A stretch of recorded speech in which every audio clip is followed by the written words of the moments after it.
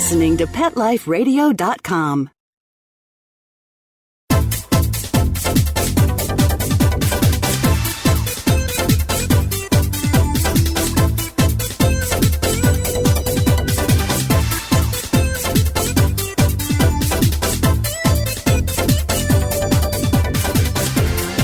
Hello, you're listening to Animal Party on Pet Life Radio, and that means you're listening to Deb Wolf. And today I have a special guestie, Mary Margaret, coming to us from Pet Partners. So before we get any further, Pet Partners is not a dating service for dogs or anything of the sort.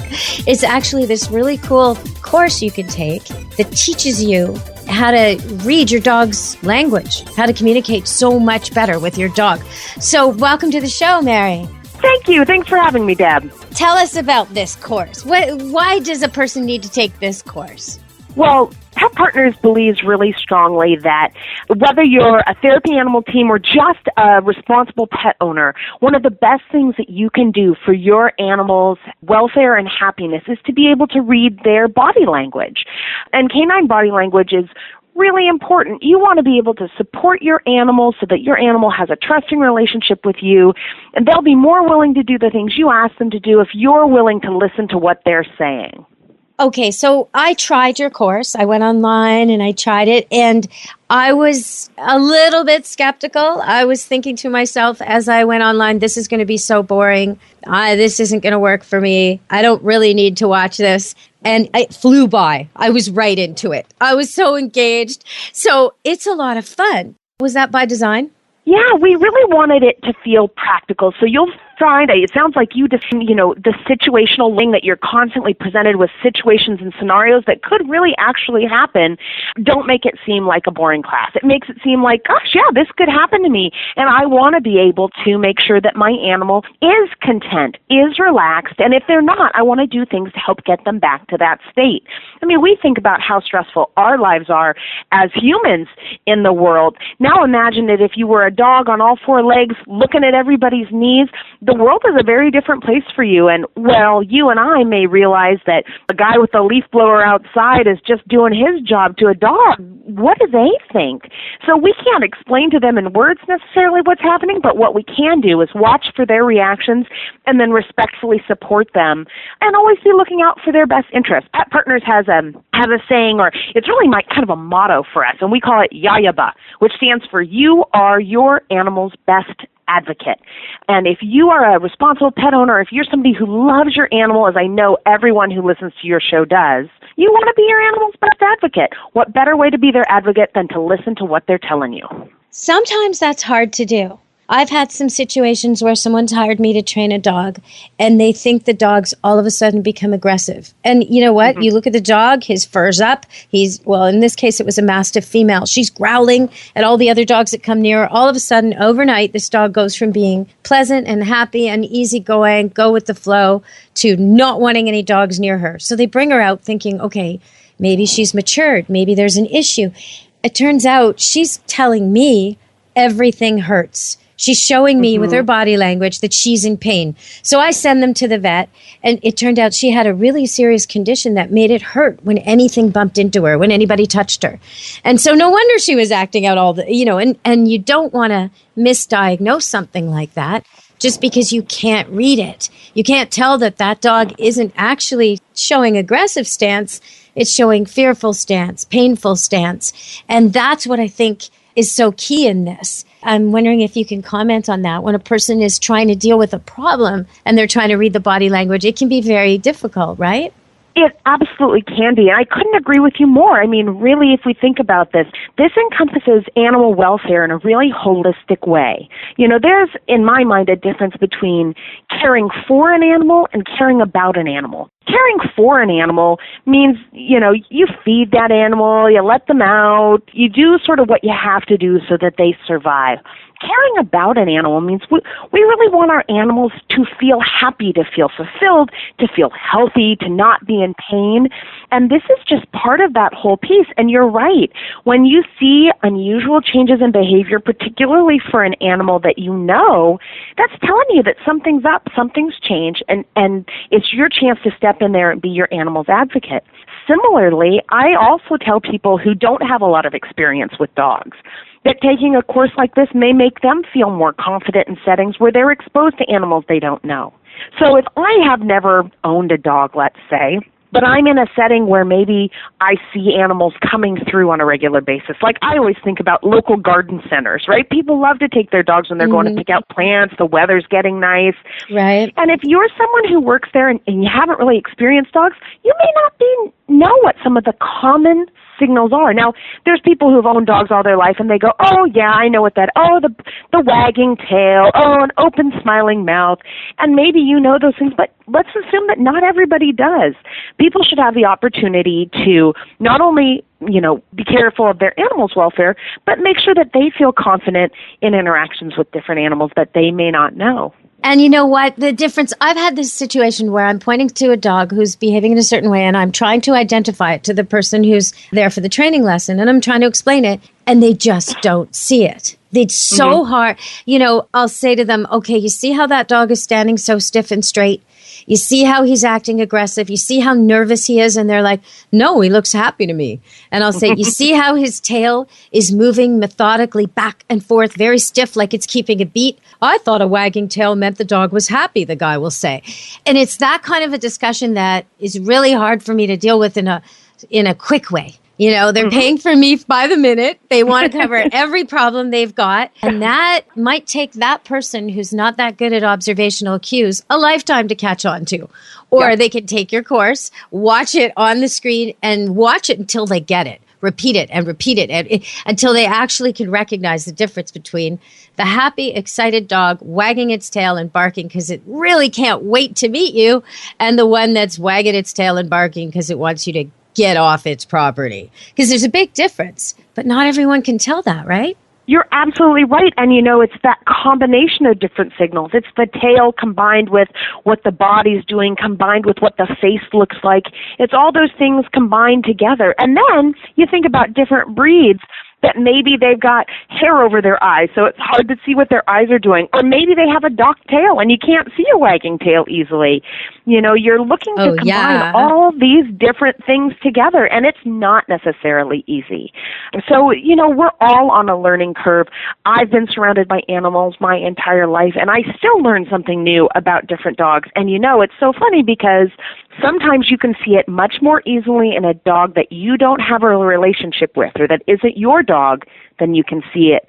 So, I spend all of my time. Well, you know what? We're going to come back and talk more about that. We're here with Mary Margaret Callahan. She is the Senior National Director of Program Development for Pet Partners. And if you want to check out Pet Partners while we're on break, petpartners.org is where you go. And I believe I've even attached a photo to the show if you want to see. Is that a llama? Isn't it an alpaca? That is a llama. It's a llama. Okay. Well, if you want to see Mary Margaret up close and personal with a llama, then you can. And we'll come back and talk a little bit more about why it's different with your own pet and other pets and the different breeds. And why is there a llama? Come on now. Okay, stay tuned. We'll be back on Animal Party to figure that out. Stay tuned.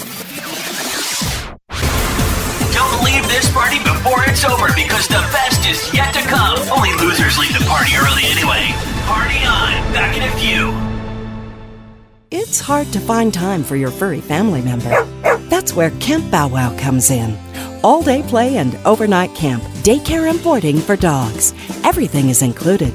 Large play areas for fun and exercise. Spacious cabins, comfy cots, even live camper cams to watch from a computer or smartphone. Camp Bow Wow offers the best care and is the place to go where a dog can be a dog. For locations and more information, visit campbowwow.com. It's designerpetsweaters.com. Hand-knitted designer sweaters for your precious pup or cool cat. Beautiful couture patterns for your pets, including custom-knitted formal wear, casual wear, yachting, and even sports-themed. Many designer pet sweaters include feathered tammy hats, top hats, and a lot of sparkle. Each sweater includes leg loops, front paw sleeves, and leash opening. Visit designerpetsweaters.com to order your four-legged fashions today. Large or small, we fit them all. designerpetsweaters.com.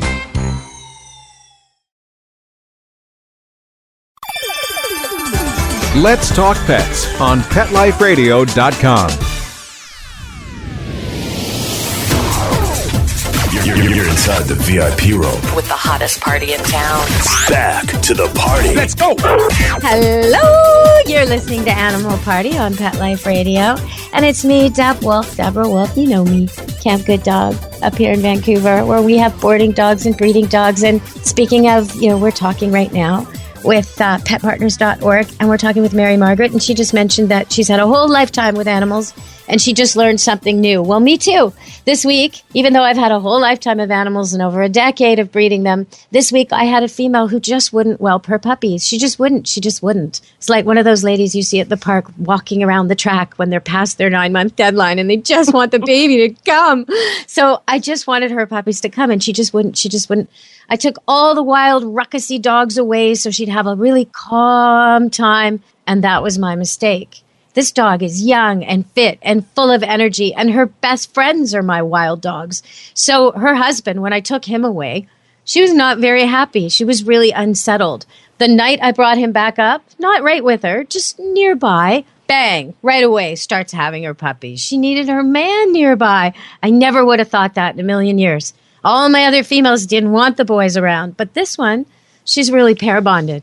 So sometimes you learn new things from animals you've had forever. And we're talking with petpartners.org. You can check it out online. There's a new course there that the money goes to help animals. So it's a charity-driven spot we're doing today on Pet Life Radio.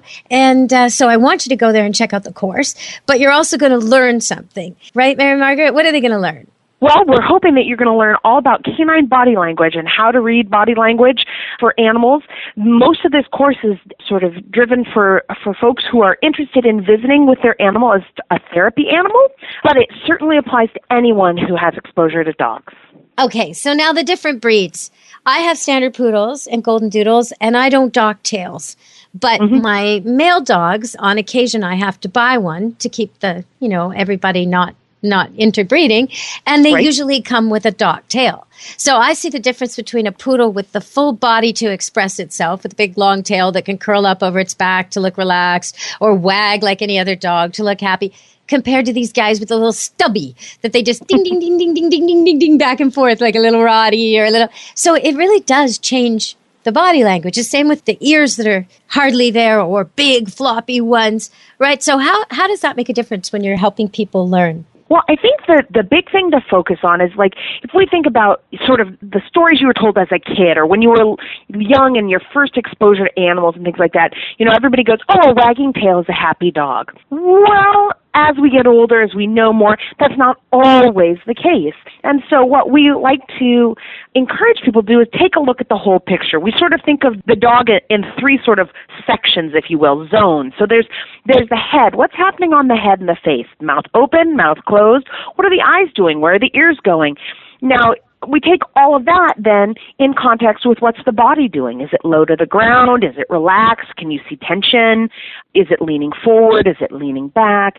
And then combine that with what's happening with the tail. Is the tail wagging? Is it straight? Is it stiff? Is it between the legs? And you sort of take pieces of all those to combine to get the sort of the full picture. So if you have an animal that's got a dock tail, or you have a dog with small ears, or you have a dog with hair or fur in its face that makes the eyes hard to see, you still can take cues from each of those three different zones to get together to get your big picture. Now, even with that, different animals are a little bit different. And as you spend more time with different animals, you start to see what their unique signals are, but this is a great primer to get anybody started. When you said about the wagging tail, I was right away thinking about this dog I had that had put a bunch of dogs in the hospital. He was sort of on a 2-strike, one more strike, he's out kind of deal. And I met him. I went to his home to do a training lesson. And, one of the things the owner said to me as this dog lunged at the fence trying to attack any dog that was even 2 blocks away, even on the other side of the street, saliva everywhere, lips just bashing against the metal, scrapes all over his face from doing this so much, big hole in the ground where he does it over and over and over and over. Okay, well, there's a big problem with training here. But the guy is saying to me, I don't know why he's aggressive. He always looks so happy when he sees another dog. Yeah, he looks happy. He looks happy to fight. right? Like some dogs love to fight. So their ears perk up and their body language, they get all, they leave the porch, they get up off the dog bed, they see another dog, they come running out, and then they start barking and their tails wagging. And the guy says, that looks happy to me. Well, that doesn't look happy to me. And the dog on the other side of the street that's running away doesn't think so either, So it's really important people know how to read their dogs. Now, I know you were saying earlier that reading your own dog is a little bit different. So I think we're going to go to break and we'll come back and find out how reading your own dog is a little different. And also, what's that llama doing in there, everybody? We need to find out. On Animal Party, Pet Life Radio. Stay tuned.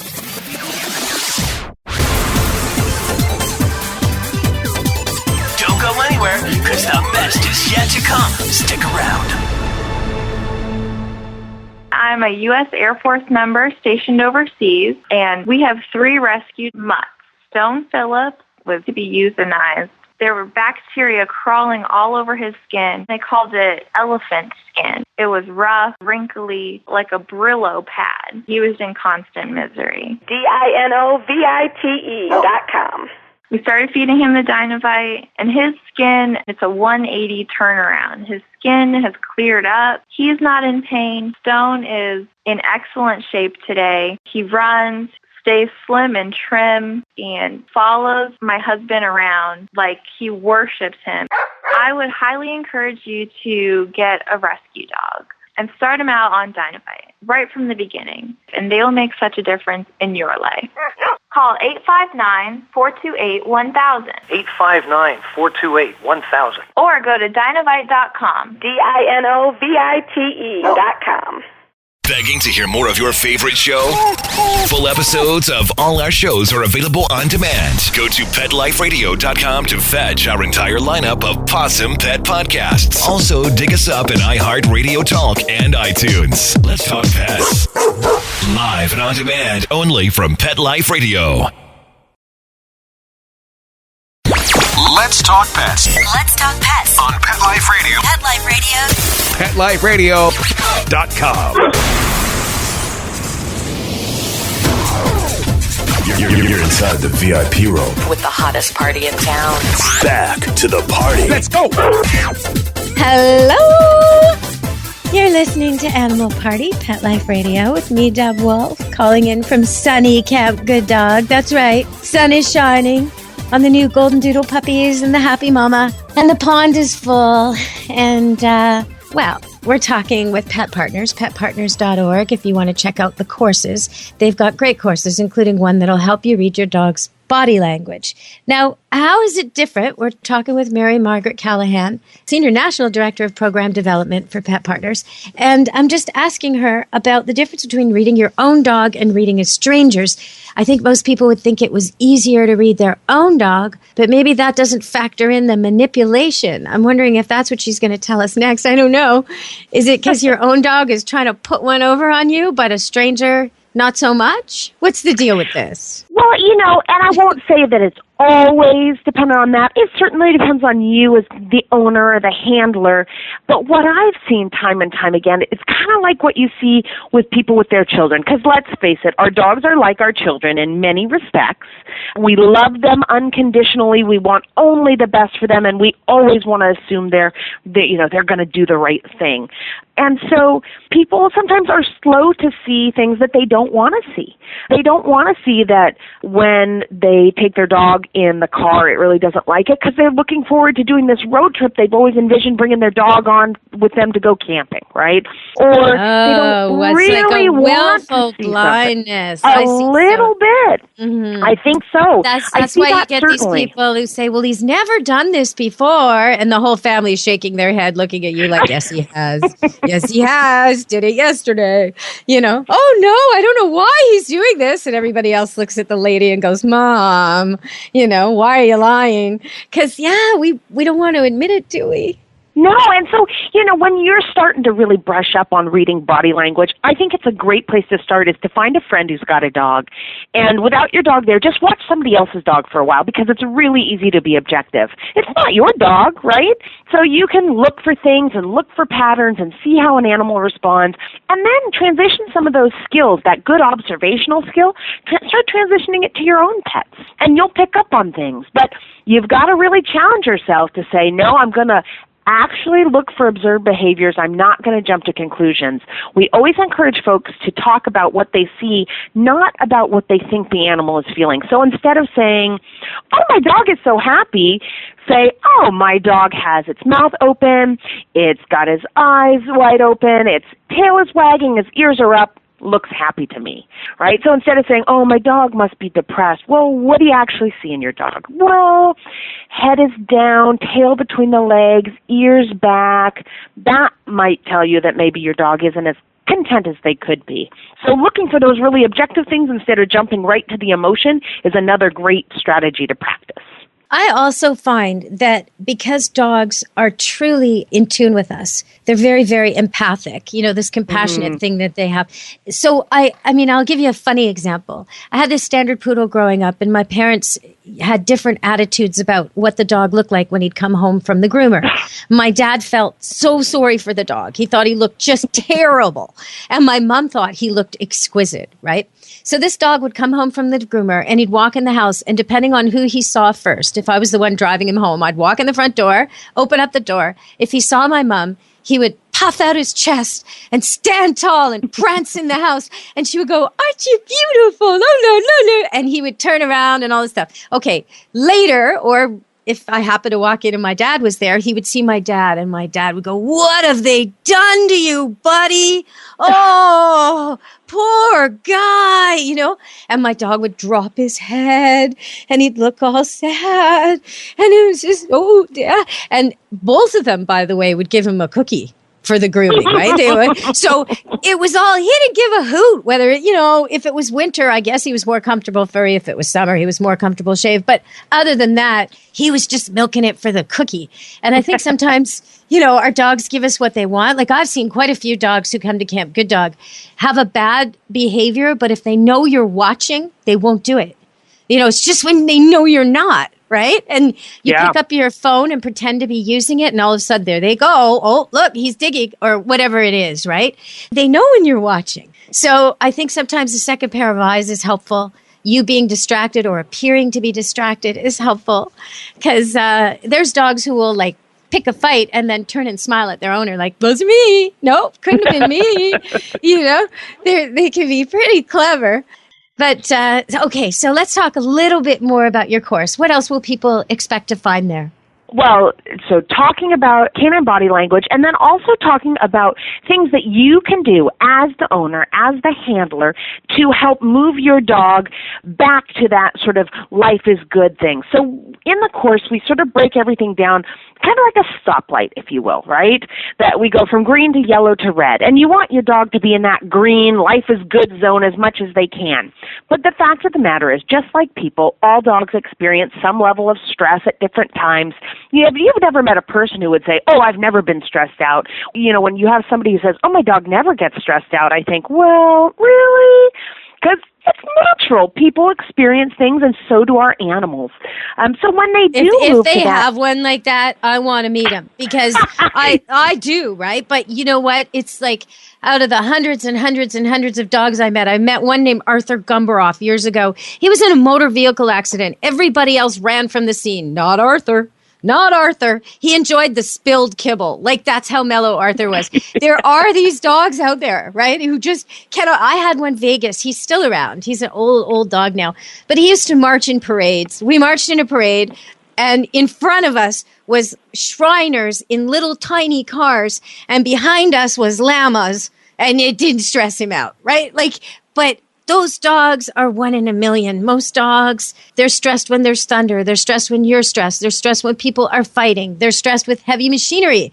They're stressed with strangers around the house, new pets, and it's different for all of them. And it's your responsibility to figure out what they're stressed about. And then when you do see that, what can you do to make their life better? So It could be anything. It could be as little as some encouraging words and maybe a gentle touch or pat from you, right?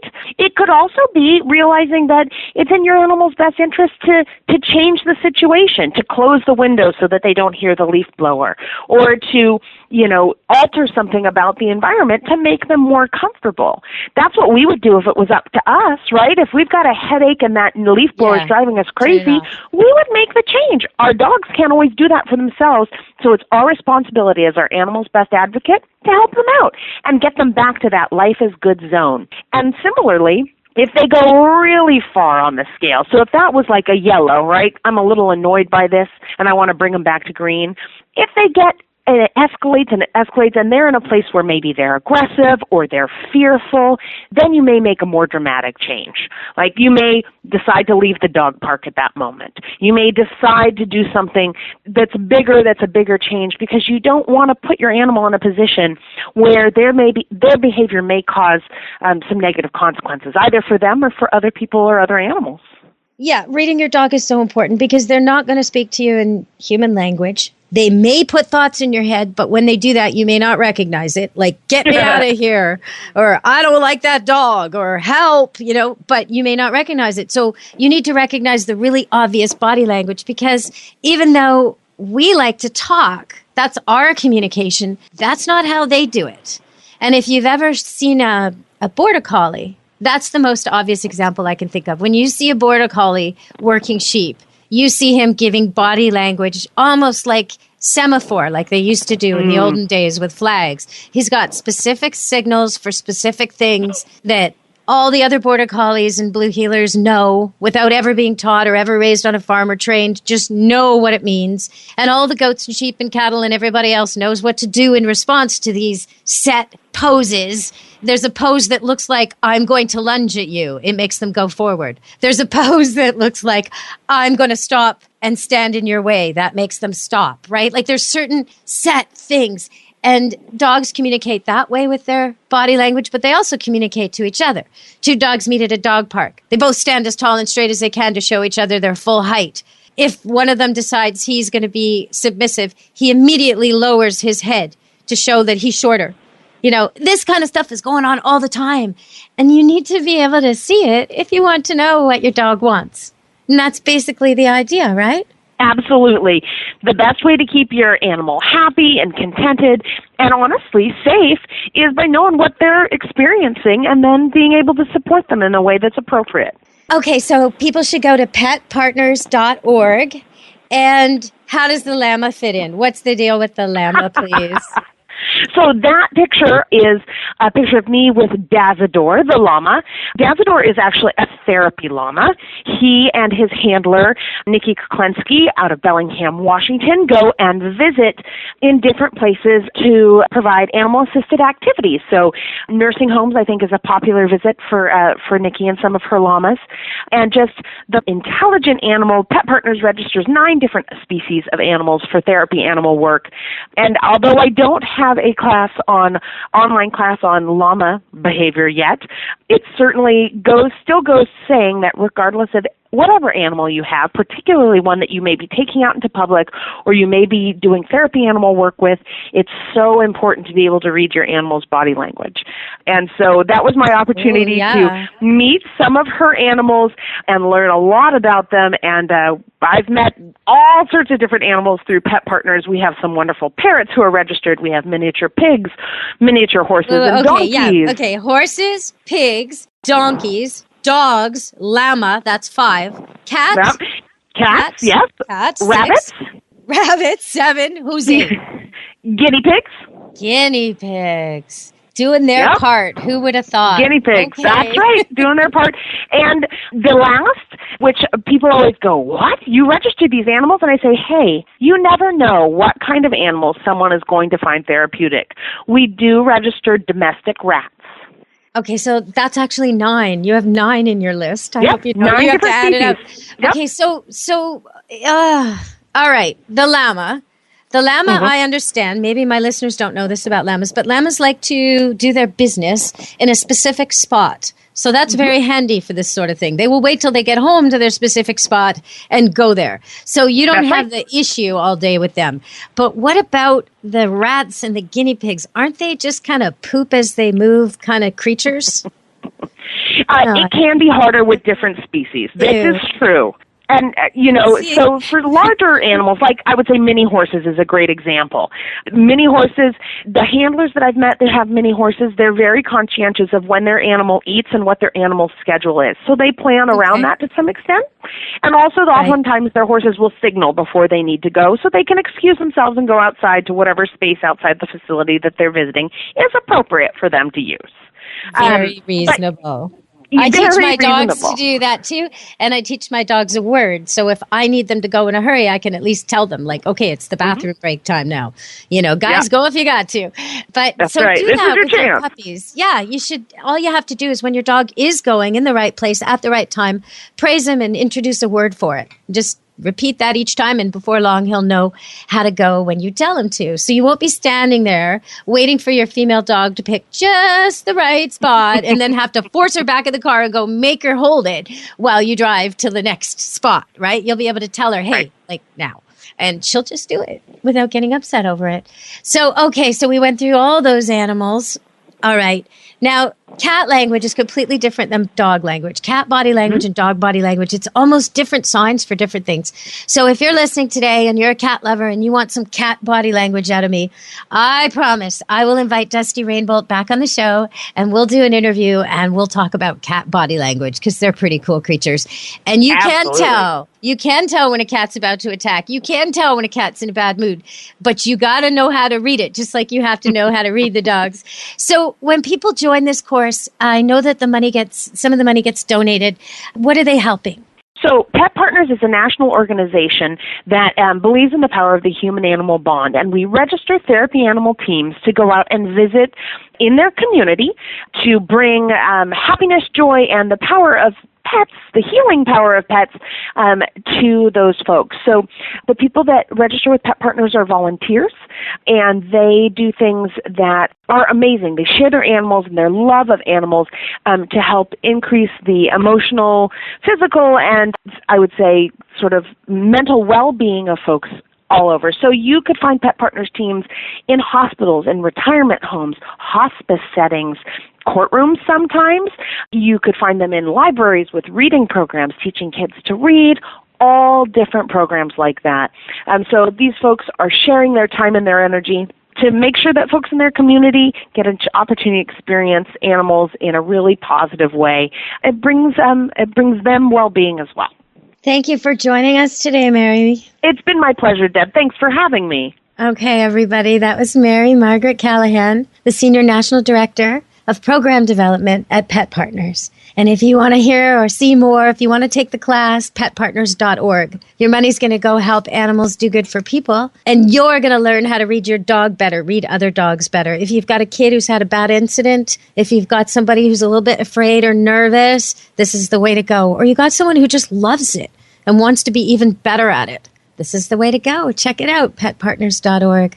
Okay, so I've promised you a cat interview and cat body language, which will be coming up soon. I've also got a line into Dr. Professor Stan Coren and to Darlene Arden, who are both agreed to come on the show coming up soon to talk about whatever I want. So if you want to send me your suggestions, I'm open to it. Anything animal, dog, cat, psychology, behavior is our thing. But if you ask me something I don't know about, I'll book a guest to deal with it. So you can get your expert talking about your topic very easily at the animal party.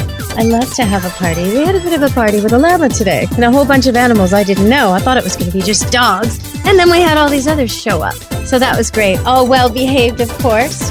And I'll be back next week. So until then, be good to your animals. Let's Talk Pets every week on demand, only on PetLifeRadio.com.